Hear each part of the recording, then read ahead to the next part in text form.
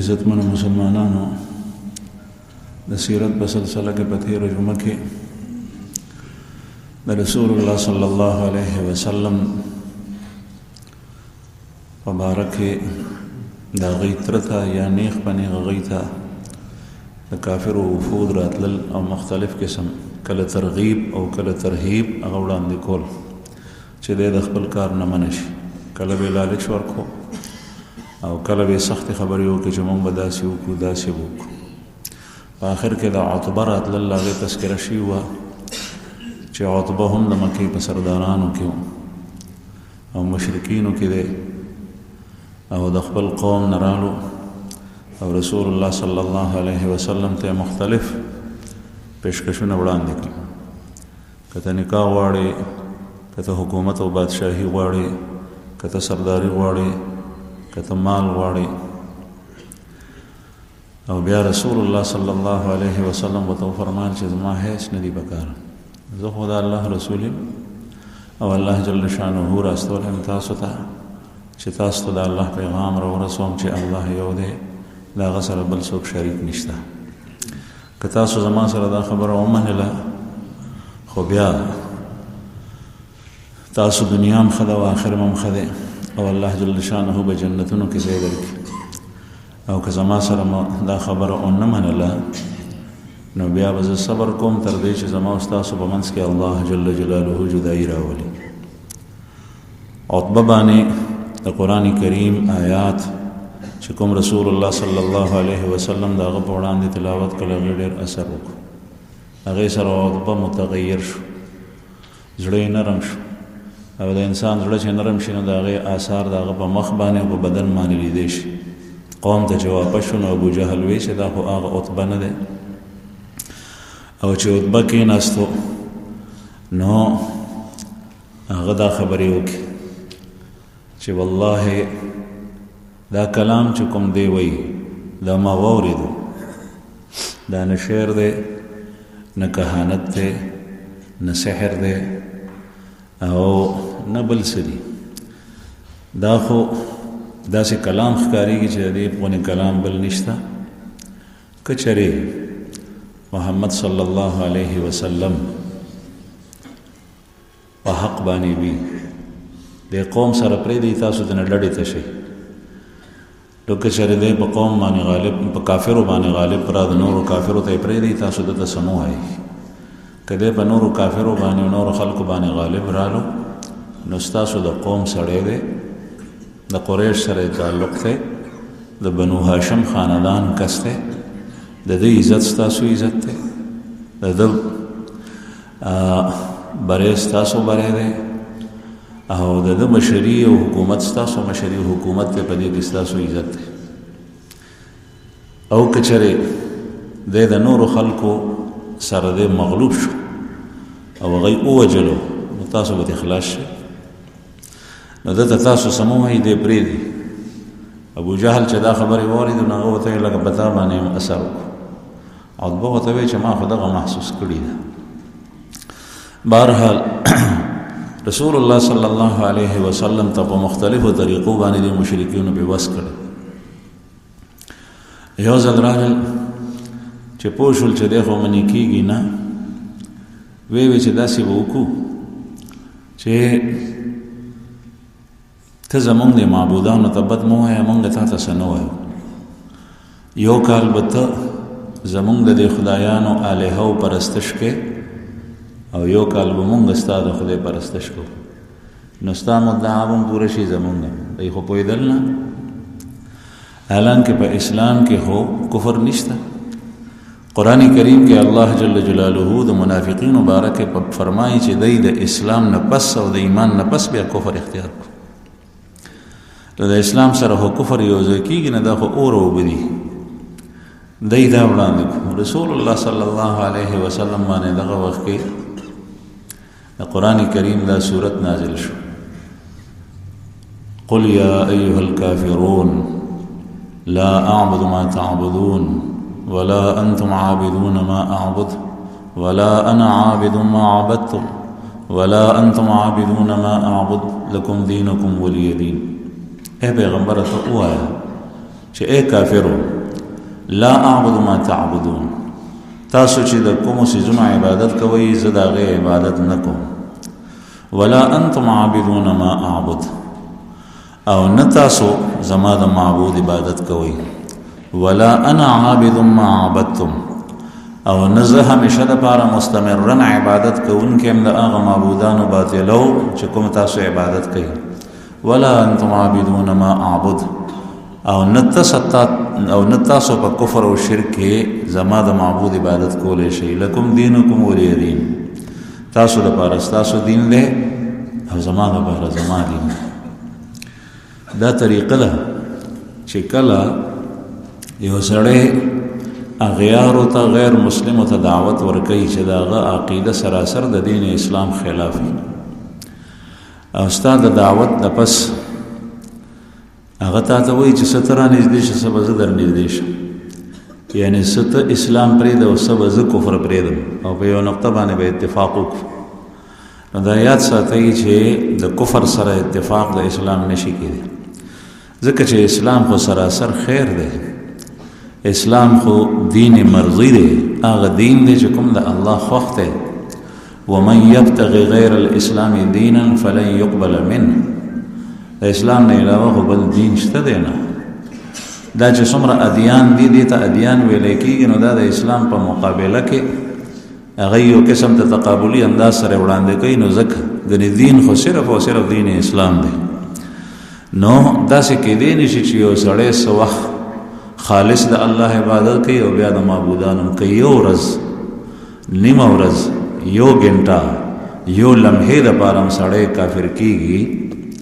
نو دی کافر دی، ځکه چې نتیجه د ارذل تابع وي. بهرحال رسول الله صلی الله علیه وسلم باندې الله جل جلاله دا صورت نازل کو، دا یې ورته واورولو، وایي چې نه زه ستاسو نه بیزار یم، ستاسو دین او زما دین. مشرکین بیا یو ورځ راغلل نبی کریم صلی الله علیه وسلم ته ورته وایي چې ښه مونږ به تا سره ومنو، خو ته داسې وکړه چې زمونږ په دې مکې ښار کې غرونه دي، دا غرونه د دې ځای نه لرې کړه چې زمونږ دا ځمکه ټوله هواره شي، داسې سیمه شي، او دا داسې وګرځي لکه څنګه چې د شام ځمکه ده او د طایف، او په دې کې زرغونه کېدی شي او فصلونه او باغونه دا کوي. او بیا کله یې ورته وایي چې د دې دا غرونه سره وګرځي، او بیا مختلف قسم درخواستونه ورته وړاندې کړي. دلته کې اوبه نشته دی، دلته الله جل شانه چینی جاری کې خپل خدای ته ووایه، که چېرې داسې وشي نو موږ به تا سره خبره ومنو. نو رسول الله صلی الله علیه وسلم ورته وفرمایل چې زه خو دې دپاره نه یم مبعوث شوی، د پیغمبر کارداني چې هغه خلکو ته سړکونه جوړ کړي، د پیغمبر کاردانی چې هغه خلکو ته ټیوبویلې ولګوي، دا خو د خلک خپله کې لګوي. د پیغمبر کار د الله جل جلاله د بندګۍ نه خلک واقف کول دي. د پیغمبر کار د انسانیت مقصود انسان ته وړاندې کول دي چې د څه دپاره پیدا دی. د پیغمبر کار هغه د انسان معرفت انسان ته ښودل دي چې ته په مخلوق کې ستا حیثیت څه دی، ستا اهمیت څه دی، ته الله جل شانه څه دپاره پیدا کړی، ستا تک کوم طرف ته دی. پیغمبر خو دې دپاره راځي، او دا عظیم مقاصد دي. دا لارې د سره زر، د سپین زر، د بینک، د آسایش، د راحت، دا خو د انسان حاجات دي. حاجات د چا ژوند ډېر په اسانه تیر شي د دنیا، او د چا لغونې سخت تیر شي، او بیا حقیقي ژوند چې کوم دی نو مرګ پسې را روان دی، هغه دایمي او نه ختمېدونکی ژوند، هغه موقوف دی د انسان په ایمان او اعمال صالحو باندې. پیغمبر د هغه دایمي ژوند دپاره د خلکو غم او فکر کوي، او په دې کې چې څومره چا سره څه کولی شي خیر رسوي. لیکن مقصود د بعثت د پیغمبر دانی یو. دویمه دا ده که چېرې انسان ته دغه مطالبات ټول په دنیا کې ورکړی شو، دی چې څه غواړي چې هغه کارونه وشي، چې څه دی غواړي هغه کارونه ټول وشي. لکه مشرکینو چې نبی کریم صلی الله علیه وسلم نه څه غوښتل، هغه ټول کارونه شوی وي، نو بیا خو به دا انسان مجبور شوی اسلام ته، چې دا دومره کارونه مشل اوس به څنګه مسلمان کافر پاتې کېږي مسلمانېږي به نه اوس خو به خامخا مسلمانېږي دا به جبري اسلام او الله جل جلاله د خپل عبادو نه جبري اسلام نه غواړي چې اسلام باندې مجبور کړي کچره الله جل جلاله داسې کول نه په دنیا کې به یو کافر نو ځکه چې هغه په هر یو سیز باندې قادر دی دا انور هغه پیدا کړی دی دا سپوږمۍ هغه پیدا کړی دی دا اسمانونه ستوري هغه پیدا کړی دي دا ځمکه او دا ونې او بوټي ځنګلات او سمندرونه هغه پیدا کړي هغه هر څه کولی شي دا ټول انسانان هغه د ابتدا نه ټول په یو زړه باندې په ایمان خالص باندې پیدا کړی وی نو هغه خدا سي کولی شي وهو على كل شيء قدير لیکن دا هغه د حکمت تقاضا ده نه ده دا هغه د حکمت تقاضا ده نه ده اغا الله هر یو سیس په دنیا کې خیره کفر مشتا ایمان مشتا حق مشتا باطل مشتا مضر مشتا نافع مشتا ده صراط مستقیم مشتا او لار د کفر مشتا بیا د انسان خپل خوخه د په کوم باندې رواني او براهین او دلائل الله جل شانه هغه وړاندې کړي دلائل سره قران کریم ټول د دلائل نه ډک دی انسان چې په کائناتو کې غور وکړي نو آفاقی او تکوینی دلائل نه د ټول کائنات ډک دي چې هغه د الله په وحدانیت باندې دلالت کوي چې الله یو دی او قانون د الله جل جلاله په کار دی د خپل سرسترګي الله ورکړي دي عقل او سوچ او مازغه الله جل شانه ورکړي دي دا څنګه لکه څنګه چې نور مخلوق او حیوانات ورکړي دا غي نه ډیر اعلی دې باغې باندې سوچ وکړي حق او باطل له او پیجنې حق ته اختیار کړي د باطل نه ځان وساتي الله جل شانه د دې امرم کوي د دې ترغیب هم ور کوي چې سړی حق اختیار کړي ایمان اختیار کړي او الله جل شانه خوشالي او راضي کېږي په دې هم په کفر باندې د بنده په شرک باندې او چې څومره لارې د شیطان او د طاغوت دی باغې باندې الله جل جلاله ناراضه کېږي خوشاليږي نه لیکن مجبور کړي نه د انسان چې غرا کوي صراط مستقیم ته ځکه انبیا راستولي دي دغه وجه چې جنت او دوزخ دواړه ځایونه پیدا کړي نو بهر حال رسول الله صلی الله علیه وسلم وو فرمایل کله بعضی وخت د پیغمبر علیه الصلاۃ والسلام په ځړه کې دا راغلی چې دې ته د شی ملو شي ځکه چې نبی کریم صلی الله علیه وسلم د خپل امت په هدایت باندې او په اسلام راړو باندې ډیر زیات حریص چې د خلک مسلمانان شي نو کچره دا یو غرد سرو شي او دا نهر جاری شي په مکه کې نو دا الله جل شانه په خزانو کې څه کمې نه راځي خو الله جل شانه دام نه دی منظور کړ معجزات د نبی کریم صلی الله علیه وسلم په لاس باندې دومره الله جل شانه سرګن کړي دي دومره چې دومره د نور انبیاء په لاس نه دي سرګن شي ناشنا کارونه رسول الله صلی الله علیه وسلم ته ډېر معجزات ورکړي شي لیکن دغه سي معجزه هغه مه دراله او کچره دا غي هغه من غوسته شوی معجزات مطالبات هغه پوره کړي نو بیا په دنیا کې دغه اسلام دی وخت کې مونږ نه لیدو دا مونږ چې ناس الحمدلله دا جمعهونه دی دا الله عبادت کو زکه چې دا الله جل شانه دستور داده چې کله یو قوم د خپل پیغمبر وخت نه معجزات غوستي چې داسې وکا او بیا هغه شوی دی او هغه قوم وسره نه دی منلی نو بیا الله جل شانه هغه هلاک کړي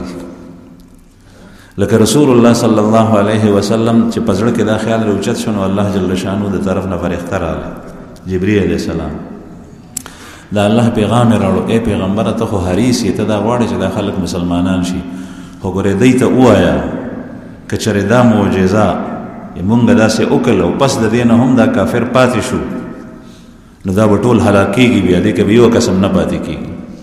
نو چې کافر ته نبی کریم صلی الله علیه وسلم دا وې نو غي چپ چپ پاس د ویجنه زمون نه دی پکار ځکه چې په خپل عقیده کې هغه وته پات دغه ګران او دا چې مخکم شي د انسان فطرت ده د یاد ساتي چې اوس قیامت نږدې ده بعضې داسې نښې نښانې چې هغه مخکې نه وي اوس هغه څرګندې شوي مخکې د دې خبره کې د خلکو اختلاف و چې پتل د میزان به د انسان اعمال څنګه تللی کېږي پتل د میزان به اعمال څنګه تللی کېږي په دې کې امت دوو فرقو کې تقسیم شوی رسول الله صلی الله علیه وسلم نه پس معتزله او خوارج وی چې د اعمال وزن کېږي نه دا خاصه خبرې دي او ځان ته به اسلامیون وي نسبت به قرآن پاک ته کولو اسلام زمونږ دین دی قرآن زمونږ کتاب دی دا به وي او د ګناه نه به ځان هم بچ کولو ډېر په شد و مد سره دومره سخت و چې وی چې چا د ګناه ارتکاب د چا نه وشو نو هغه کفر ته ووت لیکن سره د دې هغوی دا وی چې اعمال نه وزن کېږي دا اختلاف په مسله کې اوس د دې خبرې څوک انکار نشي کولی هغوی به وي چې وزن کېږي خو هغه شی چې د هغې جرم وي جسم وي هغې جسامت وي هغه ثقل لري نو کاڼې وزن کولی شي غنم جوار تللی شي بني آدم تللی شي د غوښې د هډوکو د پوست نه جوړ دی خو اعمال خو عوارض دي اعراض دي اعمال خو په نظر نه ښکاري تا مونځ وکړو دا مونځ چېرته دی دا ته لیدی نه شي په سترګو ته یې تللی نه شي دی به آخرت په دنیا باندې قیاس کول نن سبا دا خبرې ټولې څرګندې شوې ځکه چې مخې ته ډېر څیزونه راغله متل به کېدو مونږ طرف ته چې یو سړي به داسې خبره کوله چې د هغې به څه نتیجه نه وه او د خبرې بې صاحبیت نو څه قدر به چاته نه و نو فلانکې باد پیمانه کوي او نن سبا باد پیمانه کوي هوا ته په ټرک په ټیر کې چې نو هغه پیمانه کېږي په موټر کې 30 پاونډ هوا راځي په ټرک کې دومره هوا راځي نو مخکې بعد نه پیمانه کېږي اوس پیمانه کېږي مخکې به خلکو وایي چې زما د جانان مینه داسې ده لکه اباسین ته بند تړلی اوس اباسین ته بند تړلی شي په اباسین باندې غټ بند دی تر ویلي ډېر حرارت تللی کېږي د دې مریض دومره تبه ده 104 نه 106 ته ورسېده ټمپریچر یې دومره های شو ګرمي تللی کېږي یخني تللی کېږي هوا تللی کېږي باران تللی کېږي په هوا کې څومره نمی ده تللی کېږي دا مخکې مې موسمیات والا چې تاسو ته وایي چې په سبا د باران امکان دی نو د باران حقیقت او د هغې ناپ ټول پوره د الله جل شانه چې چاته نه دی معلوم او حتمي او یقیني خبره د الله نه سوا چاته نه ده معلوم دا مسکینانو او دا فقیرانو اندازه لګئ د هوا رخ دې طرف نه دی او په دې هوا کې دومره نمی ده دومره پکې تری د لونوالی دی او دا په دې انداز باندې په دې رفتار سره را روانه ده نو چې کله دې ځای ته ورسېږي نو د دې مقدار به د اوبو دې حد ته ورسېږي نو دې نه به څاڅکي جوړېږي نو باران به راورېږي آلاتو نه ده معلومه نو دا ټول هر څه تللی کېږي نو اوس نن سبا دغه انسان چې کوم دی نو که چېرې دی په غیب باندې ایمان نه راړي نو ډېر څیزونه داسې دي چې هغه مخې ته رالل او څومره چې دا دنیا قیامت ته نږدې کېږي وخت دومره به دا څیزونه مخې ته راځي نو هغه وخت به ایمان بیا نه معتبر بیا به داسې وخت راشي یو حد داسې دی چې هغې نه پس بیا ایمان بالکل نه معتبر وجه به یې دی چې دا انسان به هغه ټایم کې حقیقي ایمان راړي نه هغه به په شواهدو باندې ایمان په ښکارو باندې ایمان لکه یو سړی وایي زه فرښتې نه منم او چې کله د مرګ فرښته راغله نو دی وایي چې اوس یې منم سا پکې لا شته نیم بدن نه سا وتي ده نیم بدن کې سا شته دی او د فرښتې ولیدې نو دی وایي فرښتې منم نو دغه وخت خو ایمان نه دی معتبر ځکه چې دا خو په خپل سترګو ایمان شو په رب باندې د ایمان الله چې زما رب شته دی او زما رب رښتیا وایي ومن اصدق من الله قیلا دا الله جل شأنه نه د بل چا د کوم یو کس قول او د هغه وینا رښتیا ده دا خو الله وه چې کله یې دا څیزونه نو لیدلي و د وی چې زما رب څه وایي زه یې منم زما پیغمبر څه وایي زه یې منم مونږ دغه وایو چې محمد رسول الله صلی الله علیه وسلم څه وایي زه یې منم ایمان ګورې دې ته وایي که ته وې چې د خپل پیغمبر خبره زه وتلم نو بس د هغې نه بې منم نو دا ایمان نه دی نو رسول الله صلی الله علیه وسلم به دغه وخت کې معجزات الله جل شانه نه نازلو وجه دا وه چې د محمد رسول الله صلی الله علیه وسلم امت الله جل شانه تر راتلونکي پاتې دنیا پورې ایثارول دی هلاکول نه که چېرې دا چوټ هلاک شوی وی لکه څنګه چې قوم لوط هلاک شو قوم سمود هلاک شو قوم عاد هلاک شو چې هغوی ته پیغمبر مبعوث هود علیه السلام قوم سمود هلاک شو چې دا غي پیغمبر صالح علیه السلام ټول چټ هلاک شو دا غي نسل نه دی پاتې دغه څه بیا دا امت هم هلاک او الله جل شانه نه غوښتل چې دا هلاک شي. بهرحال رسول الله صلی الله علیه وسلم ته کلوي بعضې یو ځل ولید ابن مغیره غم د مکې په سردارانو کې دی. ولید ابن مغیره او دا غټ غټ سردارانو د رسول الله صلی الله علیه وسلم خلاف په ابتدا کې چې یو د آیات ساتي چې کوم مشکلات محمد رسول الله صلی الله علیه وسلم ته مه ته راغلي دومره بل چا ده نه، ځکه چې د نبی کریم صلی الله علیه وسلم مخالفت کمزور خلکو نه دی کړی، ټولو غټانو کړی. لکه د یو سړي چې مخالف شي د یو ملک او د علاقې صدر، وزیر اعظم، جرنیلان، کرنیلان، عمرا، اغنیا، د چا په لاس کې چې دنیا ده او صاحب ثروت دي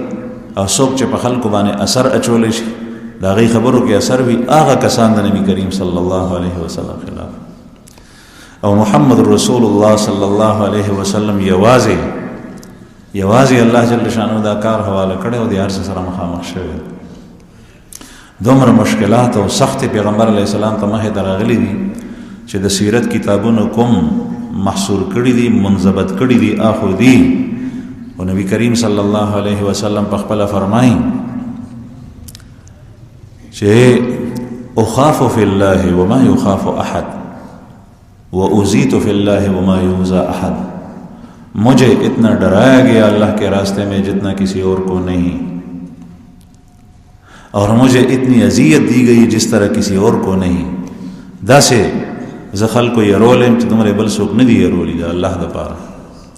او داسې اذیتونه ما ته را کړي دي چې دومره بل چاته نه دي ورکړي. نو د مکې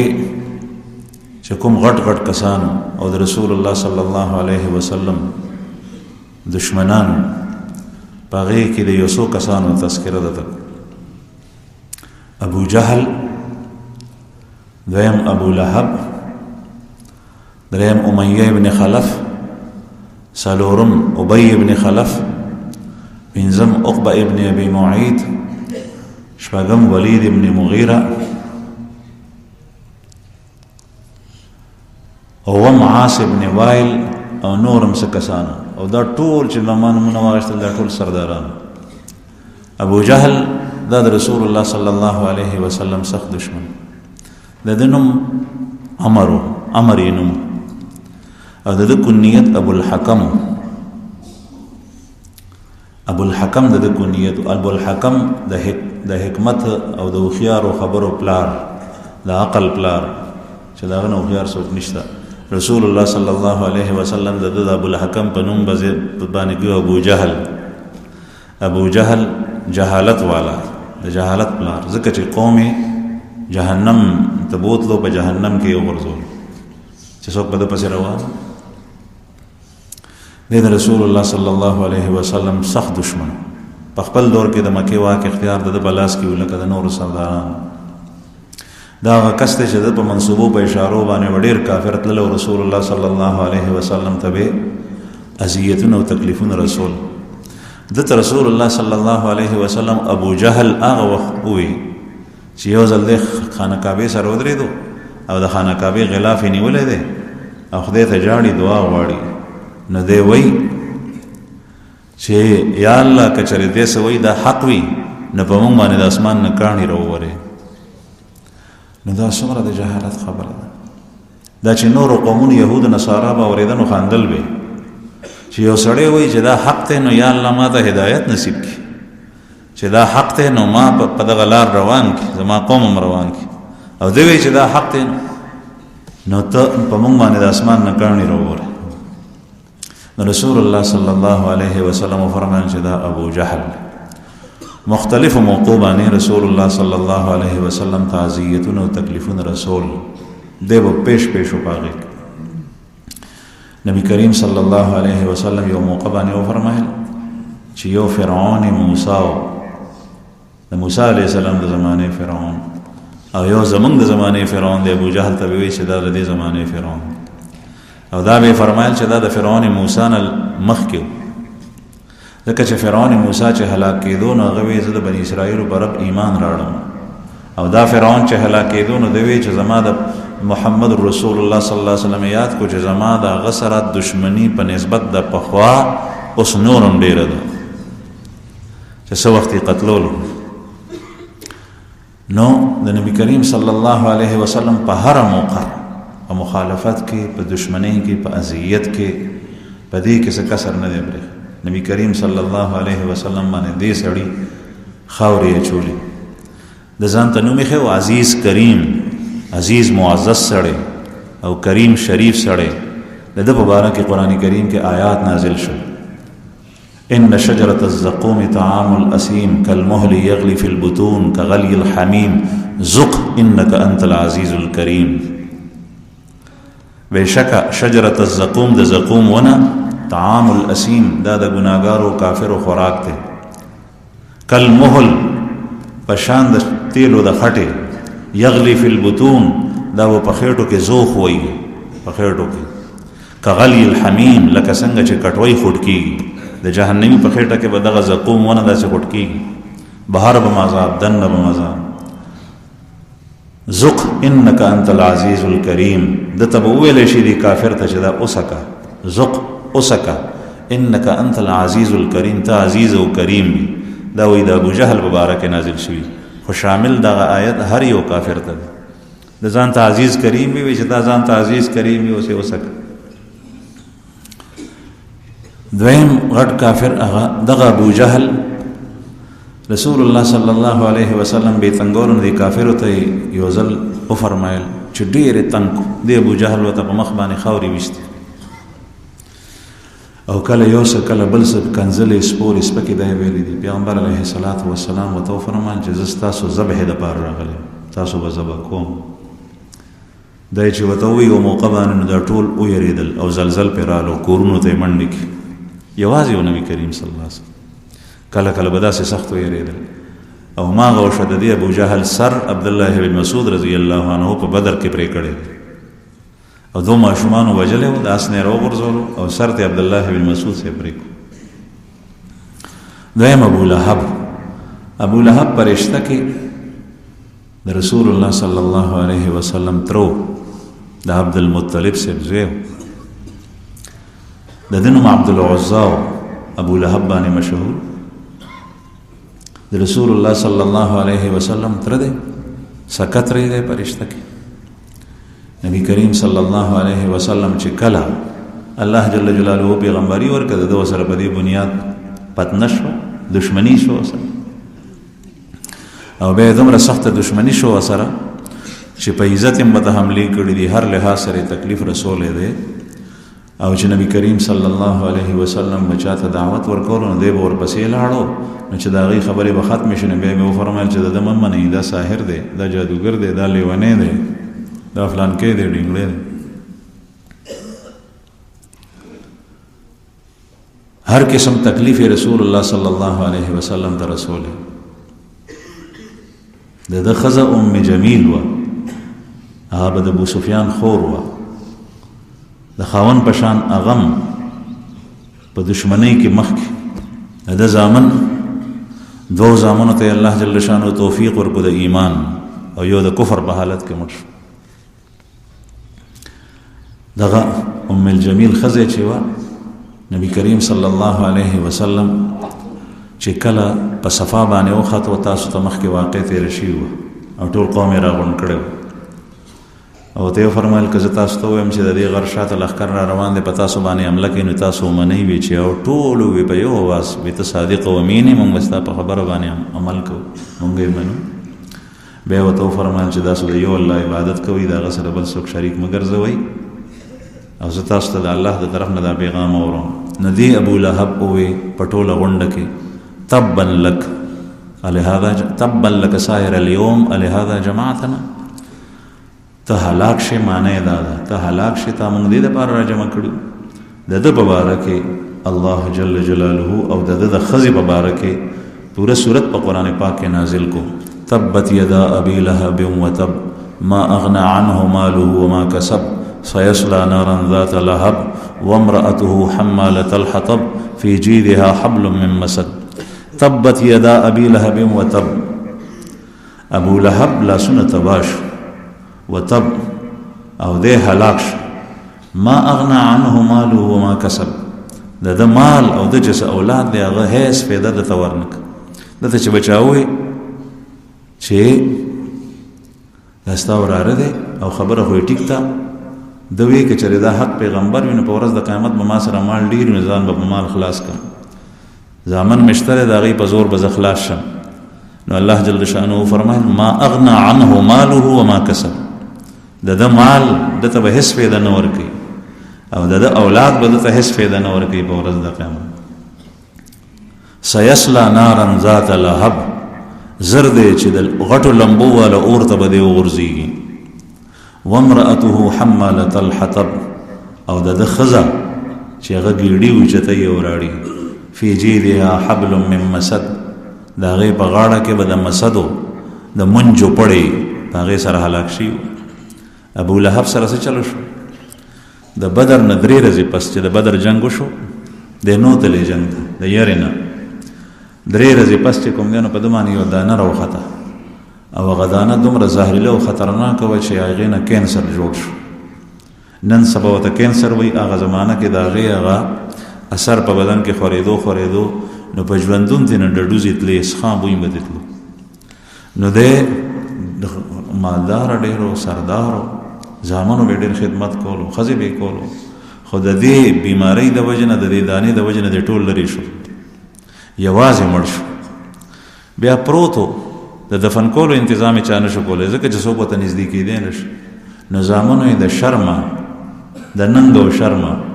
یو څو توریانو کتل، د حبشو غریبانان خلک، هغوی ته یې ویې دومره پیسې به درکړو خو زمونږ د پلار چاته ښخ کوي. نو هغه د پیسو په وجه باندې بوزي اوالي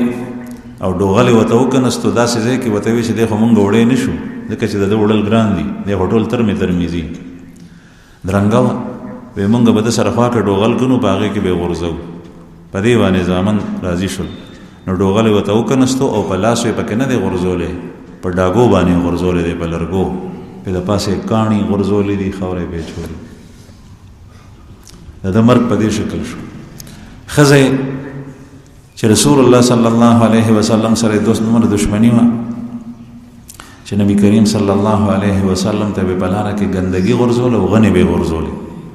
د ځنګل نه د غره نه به یې غنې راوړې، نو ازغي به نبی کریم صلی الله علیه وسلم ته په لاره کې وغورځول او اور به نور خشاک به یې بلولو. چې کله دا صورت نازل شو تبت یدا ابي لهب وتب، نو دا په غوسه کې راغله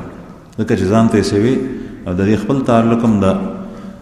سردارانو د کور سره د اوچت خاندان نه وه، کاڼې غټ راغشتی دی او په غوسه کې را روانه د خانه کعبې ته. وی چې دی به دلته کېوي په دې کاڼي اولم نبي کریم صلی الله علیه وسلم یاد تبت یدا ابي لهب وتب. دې صورت ته یې وی چې دا د زما د خاوند په باره کې مذمت ویلی دی، دا اشعار یې جوړ کړي دي، هغې وی چې دا ده جوړ کړي دي دا اشعار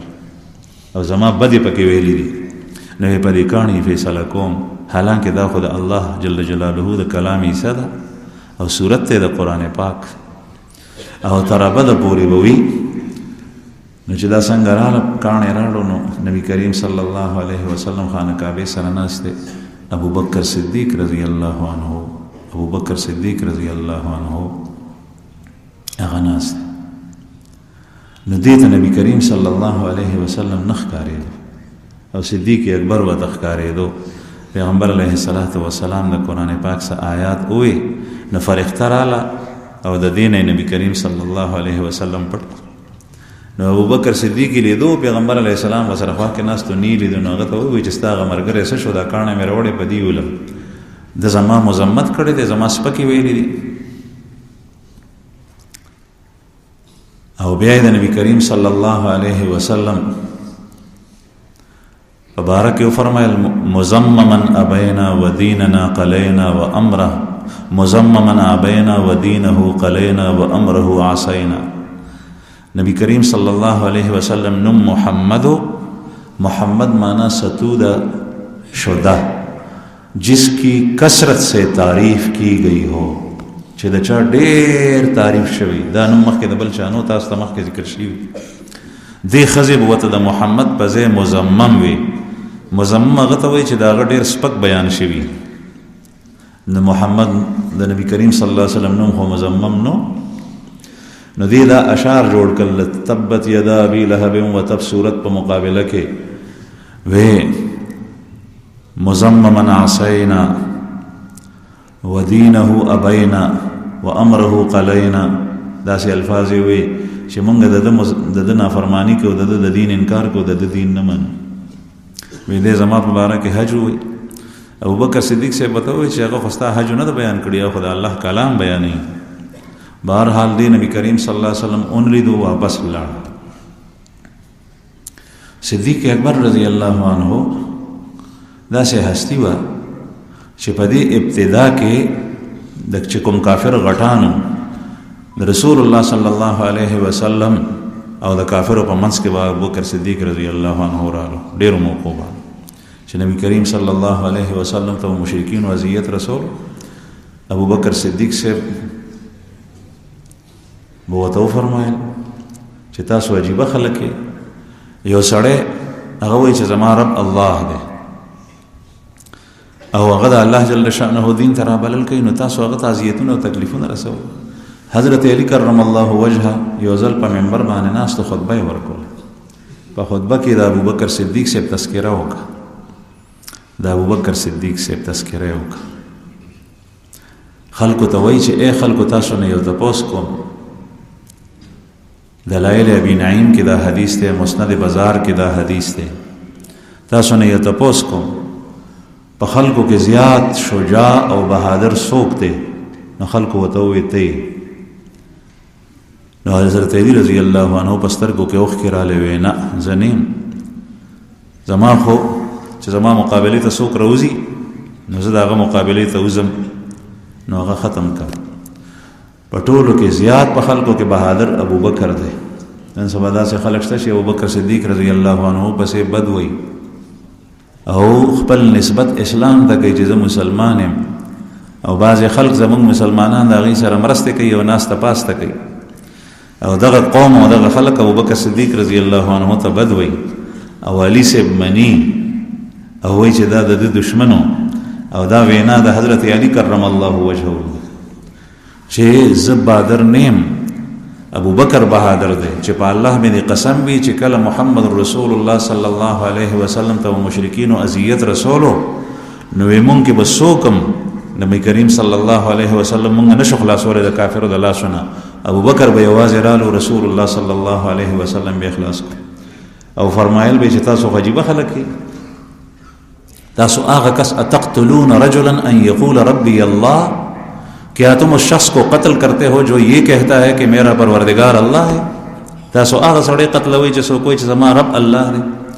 دا حضرت علی کرم الله وجهه په خطبه کې په منبر باندې د خلکو په وړاندې دا خبره کړه. بیا یې تپوس کو د خلکو نه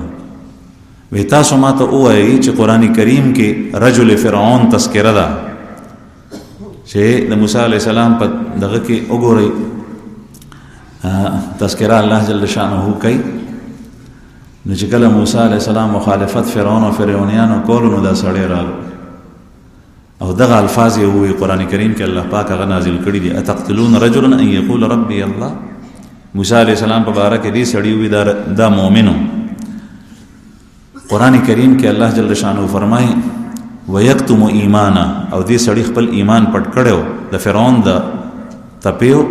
ایمان پټ کړو. هغه ته وی چې تاسو دا سړی قتلوي چې هغه زما پروردگار الله دی. نن سبا خوري یو سړی څوک دی ونی تال خدای وی مشرکین وو به څوک کانی تاسو کې یو شي تاسو بل سي ته نو چې هغه وی چې زما رب الله دی نو بدی سوش تاسو ولې هغه قتلوي. نو بیا حضرت علی کرم الله وجهه د دې سړی حواله ورکړه چې قرآن کریم کې دا تذکره راځي د موسی علیه السلام په زمانه کې تیر شوی دی چې اے خلکو په الله مې قسم وی تاسو ماته وایي چې ابو بکر افضل دی کدا سړی افضلو. د موسی علیه السلام د زمانه دا کس افضلو. نو خلک بیا چپو ځکه چې وړومبي سوال کې خطا شو.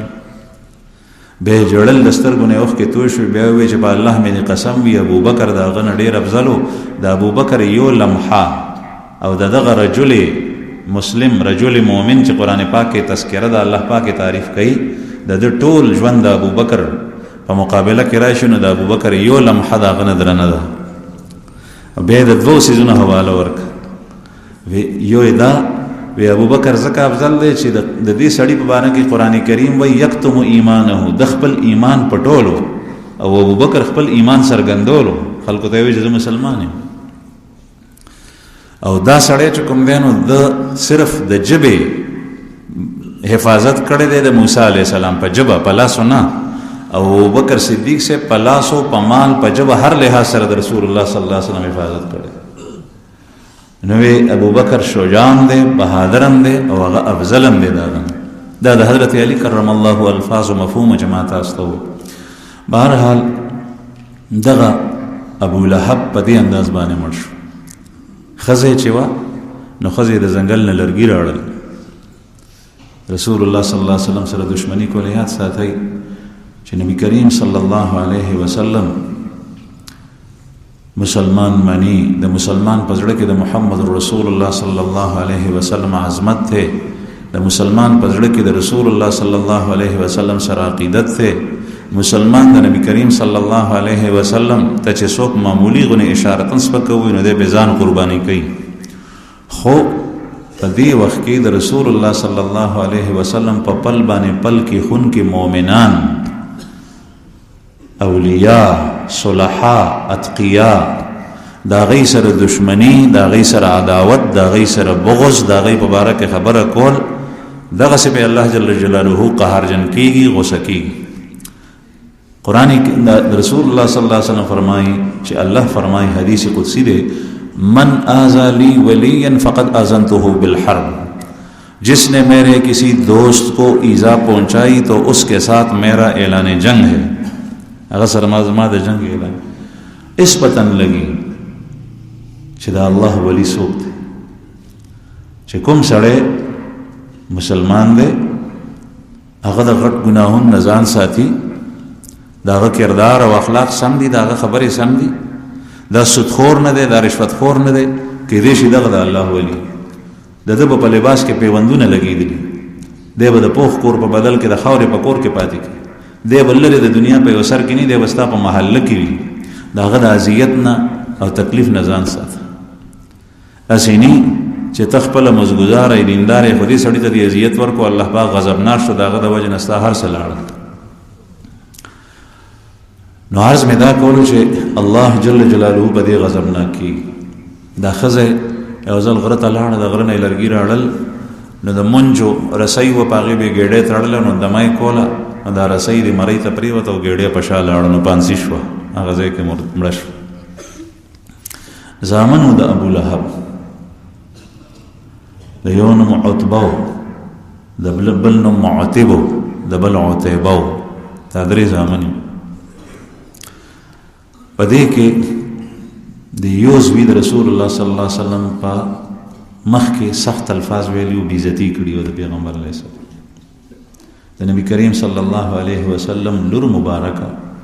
دولونه د ابو لهب دواړو زامنو ته په کوی دن شوی یو رقیه او یو ام کلثوم رضی الله عنها دا د تر زامن په دې کې د پلار وته وي د پلار خو سود نه کېدو په دشمنی کې نو هر قسم اذیت رسول نو یو ځل د زامن ته وي چې لاړ شي او دا لونه وته واپس کوي خود د په مخ کې وایي چې مونږ ته د لونه واپس کوي او سخت خبرې مو ته وکړي نو په دې کې غيوز به تیار نشو غو شرمېدو حیا یو او بل زه تیار شو چې دا غنه معتبه ده نو هغه زنګل شام تطلو په قافله کې پلار و سره او تجارتی قافله ده شیر مخ په حمله او کته واستې واقع بیان شي نو ټول خلک پرې خو دی او خور او رسول الله صلی الله علیه وسلم متخیره کړي وځکه وی اللهم سلط علیه کلبا من کلابک یا الله په خپل سپو کې په یو سپه مخته کې یو سپه په مسلط کې او دا عتبه او معتب دا دواړه وروسته مسلمانان شوي دي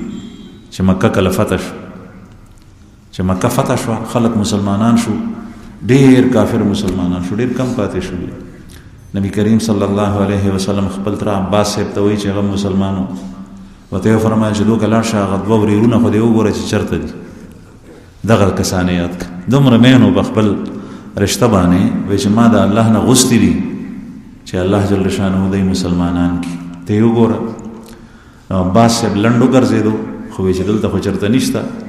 نبی کریم صلی الله علیه وسلم ورته وفرمایل چې بهر ورپسې وځه نو عرفات میدان کې پیدا کړه هلته پټ شوي ورته وایي چې نبی کریم صلی الله علیه وسلم ستا ته تپوس کوي چې څنګه راغلو نو دواړو ایمان راوړو مسلمانان شو نو دا د رسول الله صلی الله علیه وسلم دشمنی په هر لحاظ سره کوله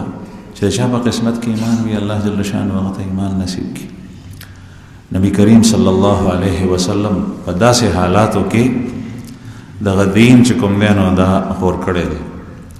او دا د الله جل شانه تقسیم دی کله د انسان په ذهن کې دا راشي چې دا دومره مخالفتونه نه وي نو دا یاد ساتئ چې د انور د رڼا پته اله لګي چې دا رڼا ده او هر یو شیخ کاری چې تیاره د شپې راشي نو که د شپې تیاره نه وي رڼا راړه نو د رڼا په خوږو څوک نه پوهېدل بل دا ده که چېرې دنیا کې حق او حق وی باطل نه وی ایمان او ایمان وی کفر نه وی نو بیا خو به هر یو سړی مجبور و ایمان ته او حق ته هغه به خامخا قبلو ځکه چې بل څه شته دی نن سبا موږ په پیو پسې ګرځو نو سوچه پی او شوده دا موندل ګران دي یا وبګې اوبه ګډې وي یا وبګې بوډر وي نو که چېرې ټول سوچه وي نو بیا خو به هر یو سړی سوچه پیس کړي دا به استعمال نو دا د الله جل شانه دنیا چې آباده کړې ده په دې کې انبیاء کرام هم راغلي د هغوی په مقابله کې فراعین هم راغلي په دې کې ملایکې هم شته په دې کې شیاطین هم شته په دې کې طاعات هم شته په دې کې معصیات هم شته په دې کې حق هم شته په دې کې باطل هم شته په دې کې صراط المستقیم هم شته لاره د اسلام او په دې کې لاره د کفر هم شته په دې کې خم شته دی او بد هم شته انسان ته دا دواړه لارې الله جل شانه واضحه کړي دي او دار چا خپل خوخه د یو انتها په جنت باندې کیږي او د بل لارې انتها په جهنم کیږي الله جل شانه مونږ د کفر او جهنم نه وساتي واخر دعوانا